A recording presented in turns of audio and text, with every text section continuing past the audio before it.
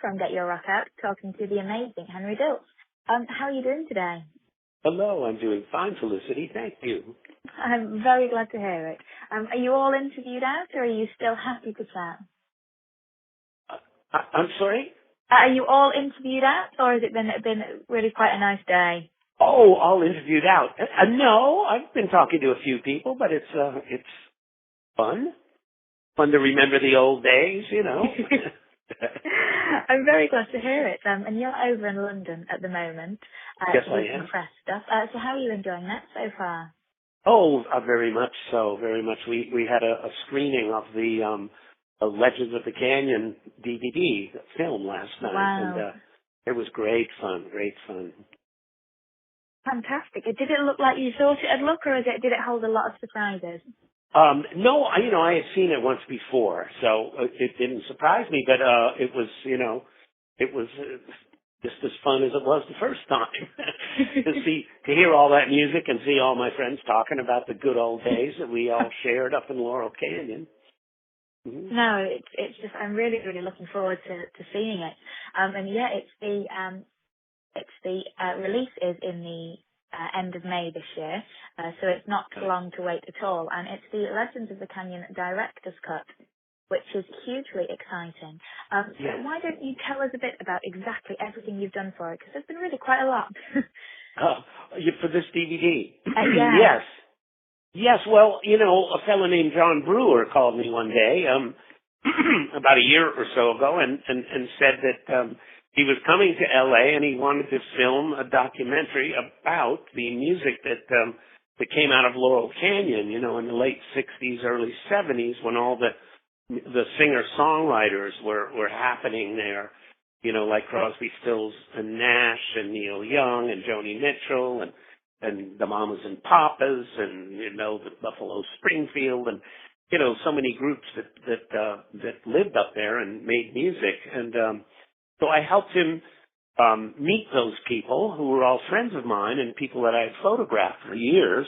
And so we went around and interviewed a whole bunch of people and filmed some things up in Laurel Canyon, and then I put a bunch of my pictures in there and narrated the whole thing, and it came out very well. It really captures the feeling of what that was all like. Definitely. And there's so much material on the DVD. There are so many interviews with people. There's so much covered in there. Is there anything that you think, actually, I'd really like to have been able to record this, and anything that you feel has been missed out of it? Or do you think that it gives a comprehensive kind of overview, comprehensive feel of the atmosphere and all of that? Well, yes.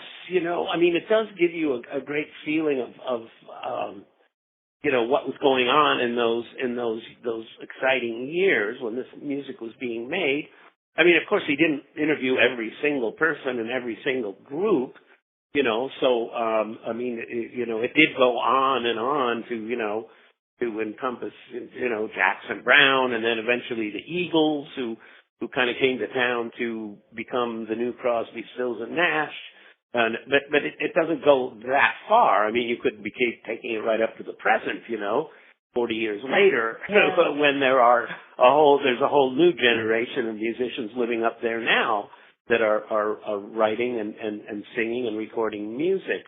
Music has kind of come full circle since those days. After those great days of the singer-songwriters, we got into disco and heavy metal and rap and all these different kinds of music, and now it's kind of come back to folk music in a way. They call it indie music or Americana music or whatever, but it's people with guitars singing personal songs, and I think it's fantastic. It's sort of come back to the same kind of organic music that it was back in the 60s. And so are you kind of feeling positive about the music scene in general at the moment? Are you somebody that, really does think that it's all in a really good place at the moment? Yes, I do, because I think, people are making their own music and putting it online, and they've kind of, they don't have to get a record deal. For a long time, you had to really be signed by a record company to do anything, and there were only those very few people that could impress them, or know somebody to get a record deal. And now it's kind of wide open. Anybody can make music, and anybody can record it just on their laptop or their computer or their cell phone these days. I mean, you can make and record your own music, and you can put it out for the world to hear. You can share it with your friends, and so it's more of a fair shot for everybody. If you're making something that's really interesting and really good and really kind of original and new, people will recognize it. People will hear it. It's not filtered through these record companies anymore, and I think that's wide open. It's a much fairer deal for everybody, I think. Fantastic. It's nice to hear somebody sounding so positive about the scene in general. Is there any band at the moment that you've kind of got your eye on and that you're listening a lot to and you think, you know what, I love these guys?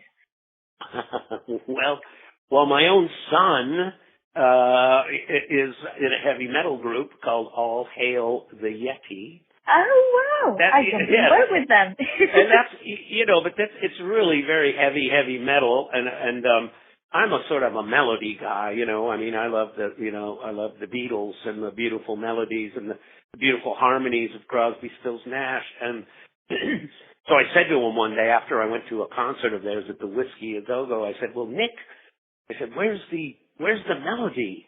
And he said, Dad, it's not about the melody. It's about the energy, And I said, oh, okay. Well, I get it. It made a difference. His answer actually was a good answer, Well, so how incredible to think that even having you as a father, that a child would still have that, oh, my dad just doesn't get my music. Yes, yeah, I know. Yeah, well, he's his own person, and he grew up listening to his own stuff, I mean, starting with the Monkees. I remember as a little boy, he loved the Monkees. He loved Hall & Oates. He loved listening to Keith Richards. He loved Keith Richards. Way back. This is in the middle '80s, And then he discovered one day, saw a photograph of Keith with a cigarette in his fingers, and decided he didn't like Keith anymore because he smoked cigarettes. Because, in the 80s, in elementary school, they would brainwash these children, and say, if you smoke, you're going to die. They'd show them a picture of a skeleton and say, this is what you'll be if you smoke. And, so even though it is a horrible habit, and of course now he smokes like a chimney. So, really? Well, because he's heavy metal, Yeah, no, that's very true. Yeah. Goes with the lifestyle, Wow, that's incredible. But other than that, I mean, I hear a lot of groups. I love all kinds of music, very eclectic taste. I mean, I love classical music, Bach and Vivaldi, and and I love country music. I love jazz. Love jazz, especially 50s jazz, and I love country music. I love Arabic music. I love every kind of music. So. But there are groups, I mean, I can't name you a whole list of people, I mean, there's a girl singer-songwriter named Priscilla Ahn, spelled A-H-N, and she lives in Laurel Canyon now and writes songs. In fact, one of her songs is the opening and ending song in this film of Legends of the Canyon. And so you'll hear that song in the DVD, and it's very pretty, yeah. Wow, fantastic. I'll have to have a listen out for that then. Yes. And you've done some absolutely exceptional photography work. You've photographed everybody. So much of that work is going to be featured in this DVD. And you've shot all the legends. If you had to kind of define one shot that for you was the absolute favourite of your career, could you do it, or would you just never be able to pick one? Yeah, I mean, as soon as I say one shot, I'll think of 20 more. Because every photograph that I ever took, is a moment for me. It's a memory. Definitely. It's something I was there. One day, I have a gallery in New York City called Morrison Hotel Gallery of with music photos in it. And one day somebody was in there and my pictures were all over the wall. He said, "Did you really meet all these people?" I said, "Well, yeah. I stood there and took their picture. Of course I met them." So, they're all personal memories for me. For other people, it's a picture of something they didn't see, but they're seeing it in the picture. But for me, it's a place that I was, so it's a memory.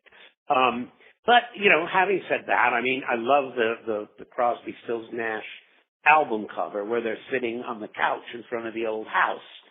Because that was a beautiful cover, and it was printed on the rough side of the paper for the first time of any cover instead of the glossy side, and it had a feel to it and a texture to it, kind of organic, and the music itself is very beautiful. So that is a particularly wonderful album cover and photo for me. I mean, some of it has to do with the music. Like, for instance, one of my favorite songs is Sweet Baby James by James Taylor, and I happen to take that album cover. And so I'm very proud of that because I love that song. I also love the song Desperado by the Eagles, and certainly by Linda Ronstadt. She sang it. It was such a poignant song, and I did that album cover as well. And so I love, that reminds me of that song. Incidentally, when I did both those album covers, Desperado and Sweet Baby James, I hadn't heard the music yet because, the album, of course, you do the album cover before the album comes out, and so it's just kind of, it's kind of ironic that two of my very favorite songs are on albums that I photographed the covers for. So, and then because you photographed the covers for them, and so you had more of an attachment to them. Yeah, exactly. Yeah, and then I think the Morrison Hotel album cover of the Doors is kind of an iconic one. I mean, I think probably that's the best known one, around the world that I did. So that, and that's a pleasant memory too. The day we did that. No, it must be since you started photography as a career. There have been so many changes to the technology, to the entire industry. How much have you embraced? Have you completely upgraded? Are you fully digital now?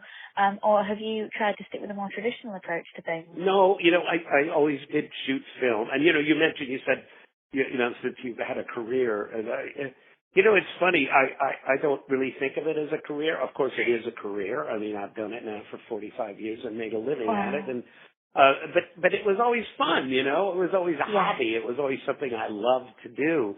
And it's kind of an accidental career, I was just photographing all my friends who were all fellow musicians, and then they all happened to get famous. I mean, I don't quite know how I happened to be there in the middle of it all at just the right time, with the camera in my hand, but it did happen. And I did end up taking all those pictures. And yes, they were all film. Most of them were transparencies for the color, and then, of course, black and white negative film. But I was more interested in taking transparencies because I wanted to have slideshows for all of my friends. And we were all, kind of, hippies, enhancing our senses, and watching these slideshows, which was really fantastic. And so I would run around all week long trying to take more interesting photos to show to my friends on the weekend when we'd have a big, slideshow on Saturday night. And in the process of doing that, I photographed all of them, and many of them were the very musicians that then became famous. So, it was all kind of a lucky accident. But about 6 or 8 years ago, when digital came out, I said, I will never shoot digital. I am a film guy, Wow. But then as film got more and more difficult to find, and the labs quit, processing it, and it became more and more expensive, I kind of started thinking about digital, and I picked up a friend's camera one day, and I said, boy, it focuses itself. It takes a reading by itself. I mean, you almost don't have to be there to take the picture, And it just seemed so darn easy. And I said, you know what? Maybe I'll just try this. And so now I am fully digital. Wow. I think the end result is the same. A picture in a magazine, you can't tell if it's digital or film. Very few people could tell. You really can't. But it's more the process and the it's the way what you do with the pictures afterwards. If you shoot a digital picture, you can automatically just put it on a computer and email it to somebody. I spend a lot of time scanning my old pictures because people want to run them in magazines or books or videos or whatever, and so we have to find the old negatives and the old transparencies, and we have to scan them and make them digital. So by shooting digital now, you skip that whole step and just go straight to, putting it right on the internet. Yeah. And then also, in the old days, you would have to have proof sheets made, and you would have to, go to the photo lab and then go back the next day and pick it up and deliver it to the group, and then you'd have to go back down again and have prints made, and you'd have to go through this whole process. And now you don't have to. You photograph, the session, and you just quickly download it and burn a disc, and you give the disc to the group or the manager or the record company, and you get to keep them all at the same time. So, everyone can have a copy. There's, whereas in the old days you would shoot a transparency, there was no negative. If you gave that to the record company, you wouldn't have it anymore. They would have it, and then they'd lose it.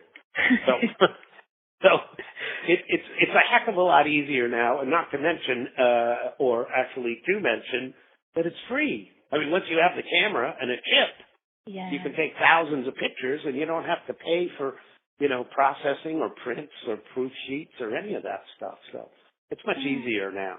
But I do miss the film. Yeah, I miss holding it in my. Yeah, I miss the actual. Yeah. Being able to touch it. I mean, do you think that it has lost a lot of the magic that was previously associated with it and a lot of the mystery nowadays? Yeah, well, I used to love sitting in front of a slide sorting a tray, a plastic thing with lights behind it and laying out a whole carousel full of slides. I mean, you lay them all out on the board and you look at them all and you can change the order around and that means the same thing you can do on a computer now. But I love doing it actually physically, actually touching the pictures and moving them around and writing on them, writing comments on them or making titles on them or whatever and sorting them out, putting all the good ones in this box and, whatnot. And of course you can do that on a computer as well, but it's not the same. For me anyway, No, definitely. Definitely. No, I think it's very, very difficult, especially when it's opened it up to so many more people. It's a lot harder. And I think, the old carousel projector, the Kodak projector, projecting the slides on a wall 10 feet, wide was so fantastic. They were so sharp and so colorful and so vivid. And now when you do a digital slideshow from a computer, it does not have the same sort of intensity. That part, I suppose it'll get better and better, but at the moment, it's not as thrilling as the old way. No, not at all. I mean, MP3s will never sound as good as vinyl as well. We've lost a lot. There you go. That's right. Sadly, I think I'm going to have to let you go now, as I kept you for much longer than I was supposed to. I could talk to you all day, though, so I'll have to do this again at some point. Okay, well, it's a great pleasure to talk to you. Yeah. No, it's been an absolute pleasure, and we'll really, really look forward to seeing the DVD. Okay. And hope hopefully, you enjoy it. Oh, thank you. I have no doubt I will, and hopefully we'll speak to you very soon. Okay, Felicity. Thank you.